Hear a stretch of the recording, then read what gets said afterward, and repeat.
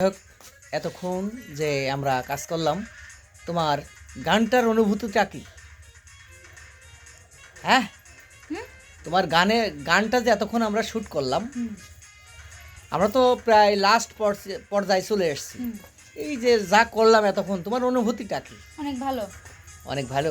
হ্যাঁ, তাই তুমি কি আশা করছো গানটি পাবলিকের ভালো লাগবে? অবশ্যই। কারণ এটা হচ্ছে এখন হচ্ছে ডিজিটাল যুগ। সো এটা হচ্ছে ডিজিটাল গান। গানের নাম কি জানেন? ডিস্কো মায়া। মানে বর্তমান যুগে এখন আমাদের আধুনিক যুগে এখন মেয়েরা সব ডিস্কোভাবেই চলাফেরা করে। ঠিক আছে? থ্রি পিস কিন্তু উঠে গেছে। হয়তোবা জানি না, আমাদের সরকার পতন না হইলে হয়তোবা ডিজিটাল একদম ফুল ডিজিটালই হয়ে যাইতো। মেয়েরা উন্মুক্তভাবে চলতে পারতো।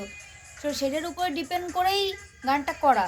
তা আশা করা যাচ্ছে যে যারা আমরা মডার্ন যুগের মেয়েরা আছি তারা খুবই পছন্দ করবে, আর মডার্ন যুগের ছেলেরাও খুব পছন্দ করবে। আমি মনে করি, মানে আমার দিক থেকে আমি মনে করি।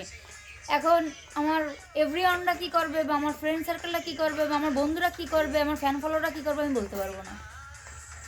বুঝছেন ভাই? হ্যাঁ, অবশ্যই, ধন্যবাদ। তবে একটা জিনিস কি, আহ, সীমাবদ্ধতার মাঝখান দিয়ে থাকাটাই আমাদের উত্তম। তার কারণ অবশ্যই। আমাদের দেখে অনেকেই কিন্তু দেখে দেখে শেখে। বইয়ের ভাষা তো আছেই, তবে দেখে শেখাটাও কিন্তু তাড়াতাড়ি শেখা যায়। তো যাই হোক, সবাই ভালো থাকবেন, সুস্থ থাকবেন। আমাদের গানটি অবশ্যই ভালো লাগবে। আল্লাহ হাফেজ।